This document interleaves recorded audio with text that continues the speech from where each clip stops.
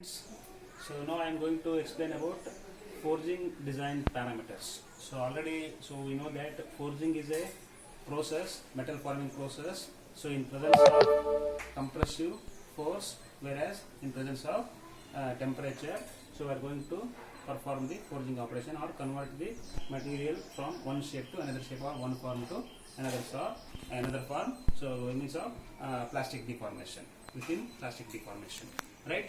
So during forging process, so while considering the die design, so that should be important consideration. Forging die design, right? So based on the die design only, so we are going to get the final shape of the component, right? So according to the title, forging die design parameters. So let us discuss one by one. So very first one is that is parting line.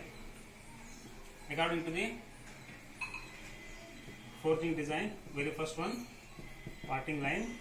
So according to figure, just go through the parting line, where the parting line lies. So parting line, so it is in a centermost line, or so it is in a junction, so you can call it as the junction, where the two halves come and meet together, right? So two halves of that particular top half, upper die and lower die, where two halves of that particular forging die meet together. So that particular line we are going to call as the parting line. So very important consideration, parting line. So that should be proper location. Parting line should be located in a proper position. So in order to get the defectiveless component, whereas so exact required shape and required size component. So that's why there should be proper parting line location, right? So next, and one more is flash gutter. So next, one more important consideration in forging design is flash gutter. So flash gutter or flash, consideration of the flash gutter. So flash itself is the where the excess material during forging operation, where the excess material escape from the forging cavity or two halves of that particular forging die. So they should be allowed to take position or place exactly at the flash gutter.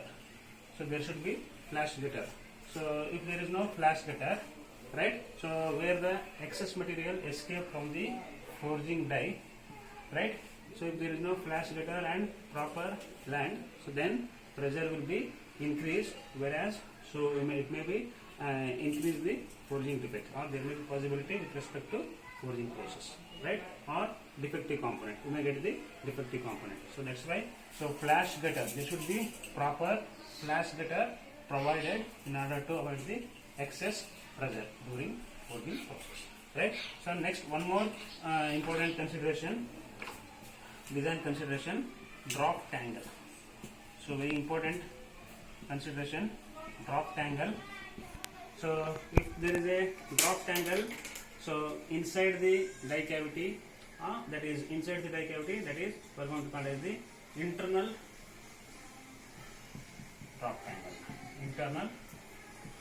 Suppose inside the die cavity. So if the drop angle is outside the die, then we are going to call it as external drop angle.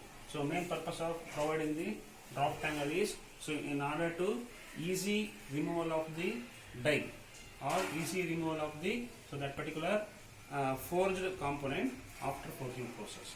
So if there is no proper drop angle, so somewhat it is very difficult to remove the component or forged component from that particular forging die. That's why drop angle should be provided during forging die design. So that depends on the type of the material. For example, soft material. If the forging die, like soft material like aluminum, magnesium, etc. So the angle should be 5 to 6 degree or within 7 degree. Whereas hard material, if the forging die hardened steel, for hard material, so drop angle should be up to 6 degree to 10 degree. So this particular angle is around 6 degree to 10 degree, right? That depends on the type of the material, soft material and hard material, right? So next, one more important consideration, so that is forging design consideration, fillet radius. So So fourth one more important consideration: fillet radius, fillet or corner radius. You can call it as corner radius or fillet radius or corner radius. You just go through the figure. Fillet. So in generally, so for every horizontal and vertical line, so there should be some fillet radius, proper fillet radius. So main purpose of providing the fillet radius is, so if there is a sharp corner during forging operation, so when the forging is performed, so around recrystallization temperature, so material should be easy to flow from one end to another end, right? So that particular corner radius allow to flow that particular heated material from one position to another position or one point to another point without any disturbance. If there is no fillet radius or corner radius, so the particular heated material will be stick exactly corner of the material, right? So in order to avoid the particular improper filling of the particular heated material or cold set, there will be possibility of cold set. Material will be set or solidify.